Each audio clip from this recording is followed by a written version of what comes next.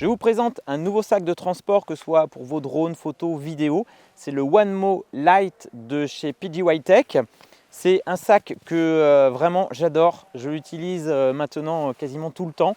Avant, j'utilisais un Peak Design que j'adorais. Vraiment, il m'accompagnait pendant très longtemps. Il m'accompagnera encore certainement.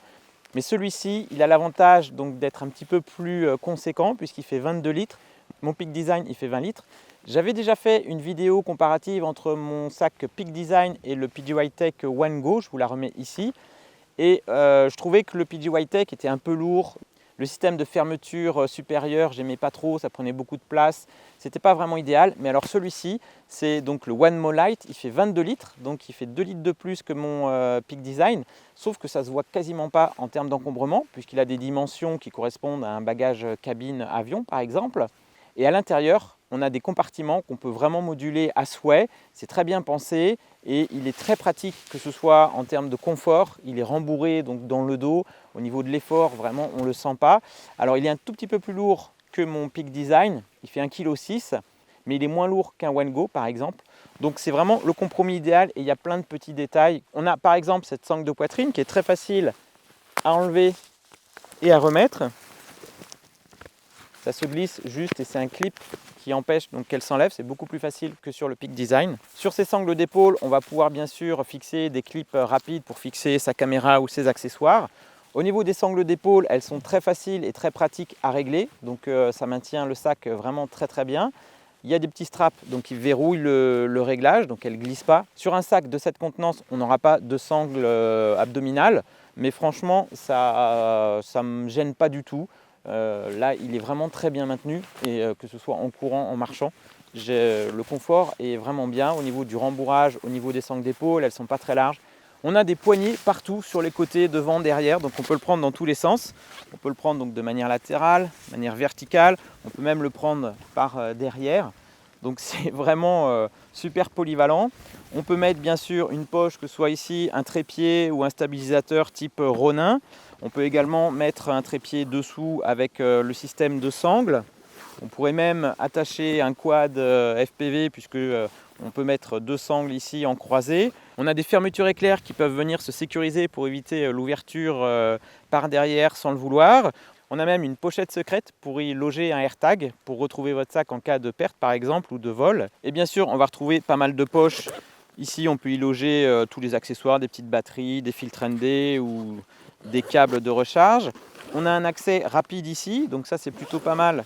Lorsque vous avez par exemple le sac sur le dos et que vous voulez prendre un appareil rapidement, vous enlevez hop, juste une sangle. Et ici vous avez accès à une poche, donc que ce soit pour un appareil photo ou un drone ou n'importe quoi voilà, qui rentrerait ici. On a également dans cette poche de quoi mettre les batteries avec une petite astuce PGY Tech, ça ils aiment bien, ce qui permet de vérifier l'état de la batterie. Si elle est chargée, c'est vert, si elle est déchargée, c'est rouge. On a 3 logements de ce type-là dans cette poche-là. Donc voilà, c'est des petits détails qui sont très pratiques au final à l'usage. Au niveau des matériaux, le dessous est renforcé. Derrière, donc c'est vraiment très agréable au niveau du portage. Il y a des petits renforts, des rembourrages, c'est aéré, donc on ne transpire pas trop. En revanche, le reste, au niveau des matériaux, c'est assez lisse. Ça ne doit pas très bien résister à l'abrasion, je pense, mais c'est résistant à l'eau, c'est étanche. Donc c'est plutôt pas mal, c'est assez esthétique et surtout ce que j'aime bien, c'est que c'est relativement discret. Ça fait pas trop sac de photos. Enfin, moi, c'est ce que j'aimais bien justement sur mon Peak Design. Celui-là, il est peut-être un petit peu plus identifiable comme sac à dos photo, mais ça reste quand même acceptable. Dedans, on peut bien sûr y loger un ordinateur, une tablette. Personnellement, moi, ce rangement, je m'en sers plutôt pour mettre mes landing pads. Mais bien sûr, le plus gros avantage de ce sac, c'est sa modularité, puisque à l'intérieur, on peut vraiment faire ce qu'on veut. Alors, il s'ouvre de manière différente que mon Peak Design.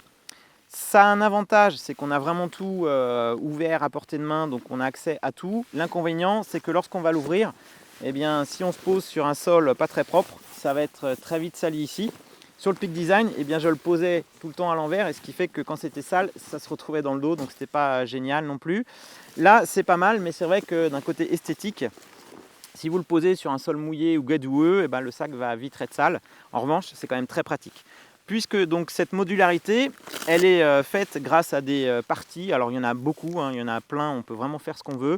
Il y a des petites, des moyennes, des grandes. Et surtout, encore une fois, on va vraiment pouvoir avoir une contenance très impressionnante, puisque là j'ai un Mavic 3 plus la RC Pro. J'ai l'Avata avec tout le système lunettes, radiocommande. J'ai mon appareil, mon Sony qui est en train de me filmer, les micros qui sont aussi dedans, j'ai mes filtres, enfin voilà, vraiment je peux faire une session complète de tournage avec la majorité de mes accessoires. Tout ça dans un sac, chose que je ne pouvais pas faire avec le Peak Design.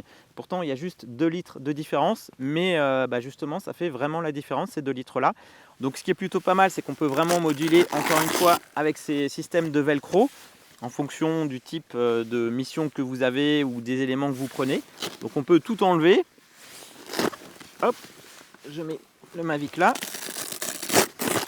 Les velcro sont assez costauds. Je ne sais pas si ça va durer dans le temps, mais en tout cas, ils résistent vraiment bien. Donc on peut tout enlever, à ce moment-là, on a un sac de très grande capacité. Et ensuite, on peut moduler et faire nos petits arrangements en fonction de ce qu'on va emporter. Sur les séparations, on a des velcro qui viennent dessous, donc ça maintient encore plus la séparation. Et on en a aux extrémités, donc on peut vraiment plaquer ici. Et du coup, ça se fixe vraiment bien. On peut également, avec les petites parties, faire des renforts ou des emplacements pour les batteries par exemple. Comme ça, on peut les mettre là. Et aussi, on peut donc les mettre au-dessus. Ça permet également de verrouiller ou de protéger, par exemple, les choses qui sont dedans. Donc c'est vraiment très pratique. On peut faire quasiment tout ce qu'on souhaite. Et ça laisse quand même pas mal de possibilités. Et justement, ça tombe bien parce que je cherchais un nouveau sac pour transporter l'Avata. Et il est vraiment adapté. Que ce soit l'Avata tout seul ou l'Avata plus un autre drone ou ma caméra, et bien tout ça, ça rentre en fonction de la configuration que je choisis. Donc c'est vraiment le sac maintenant que je vais adopter. Et autre avantage par rapport au Peak Design, c'est qu'il tient bien debout. Comme il est assez profond, il se maintient vraiment bien, qu'il soit rempli ou pas. Alors que le Peak Design, à chaque fois que je le posais verticalement, il avait tendance à tomber. Voilà, ça, c'est aussi pratique à l'usage.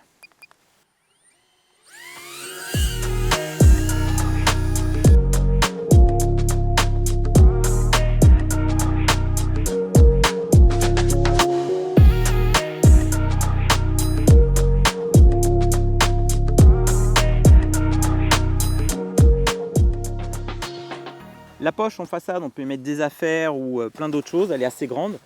Moi j'y mets ma GoPro avec mon support poitrine, mais enfin voilà, vraiment on pourrait y mettre plein de choses. Il y a un petit filet ici où on peut mettre, donc il y a des sangles supplémentaires pour venir fixer donc à l'extérieur du sac.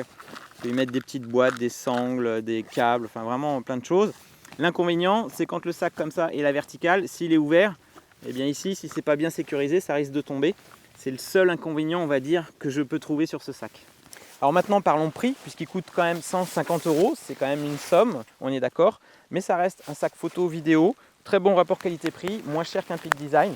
Donc pour moi, au niveau confort, encombrement, praticité, j'ai plus de volume, je mets plus de choses sans forcément avoir un sac plus encombrant.